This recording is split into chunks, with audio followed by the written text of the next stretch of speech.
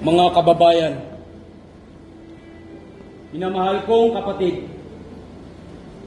ang watawat na naladlad sa inyong harapan ay siyang watawat ng ating bansa, ang Pilipinas. Kumakatawan ito sa isang bayang nagkakaisa na sa bawat himaymay ay may angkop na hugis ng kabuuan. Isang panggeografikong sakop ng lupain na walang kabawasan. Isang republika, demokratiko, malaya, at nagsasarili. Ito'y siyang pambansang sagisag ng kalayaan na nagsasalarawan ng lahat ng kaakit-akit at dinadakila sa buhay ng Pilipino. Hinubog ng matipunong kamay ng panahon, binigyang buhay ng isang mapagmahal sa kalayaang mga mamamayan at inakay ng mapagpalang diwa sa luklukan ng bansa. Naging pamalagyan ito ng ating mga pagmamala at nabubuhay na sagisag ng ating mga karapatan nang tayo ay sila. Ang kaluluwa nito ay mabubuhay hanggang sa wakas ng panahon at ang kanyang matatayog na adhika ay matatapos lamang kapag ang mga bansa at ang mga lahi ay magbaliw ng ganap.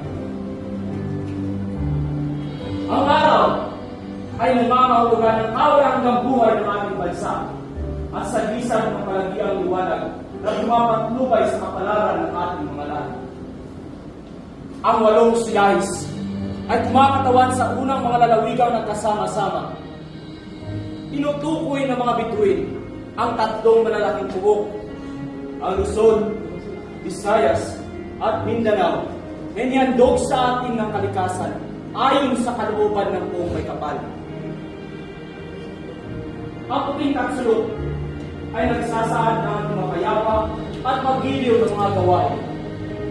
Gayun din ang katapatan at kawagasan ng ating mga gawain ng 3 simulain ng masonerya, ang pagmamahal kapatid, pagsaklolo at katotohanan, at ang mga banal na panuntunan ng pananalig, pag-asa, pag-ibig. Ang bughaw ng kalawakan ay nagpapakilala ng ating pag-ibig sa ilang bayan at ang mga matayog na panuntunan ng hari. At ang malapad na habing pula ay nagsasaad ng ating unang mumbay na kakayahan at nagpaparatili sa atin bilang isang bahagi sa kalawakan ng kalangitan. Sa kabuuan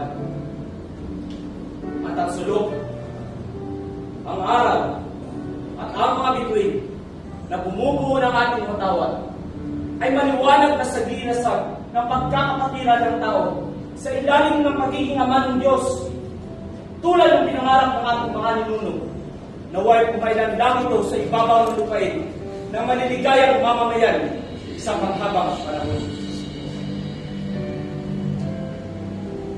Ngayon ang ating watawat, umakawayway, isang sagisag ng pambihirang ganda at makabayang kabuluhan, ang palagiang lirangkan ng law ng ating mga mamamayan sa isang mapayapa, nagsasarili at maunlad na pamumuhay.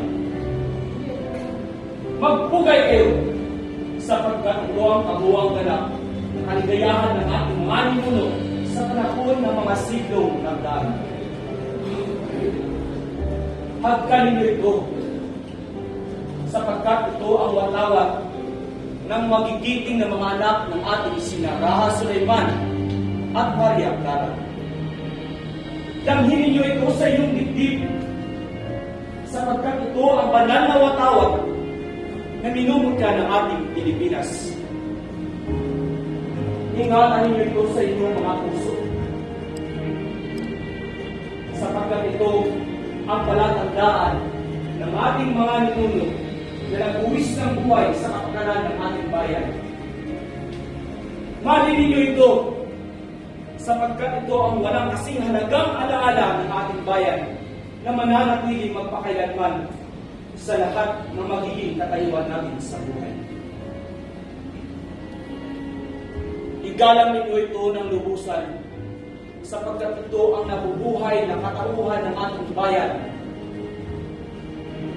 Pintuin ninyo ito sapagkat ito ang banal na tibabal na pinagtakip sa duguan at duray-duray ang katawan ng ating mga kawal na nangamatay. Magpala at yara ito sa may kapal, sapagkat ito ang bunga ng pagpapasakit ng ating mga bayaning na mayapa na.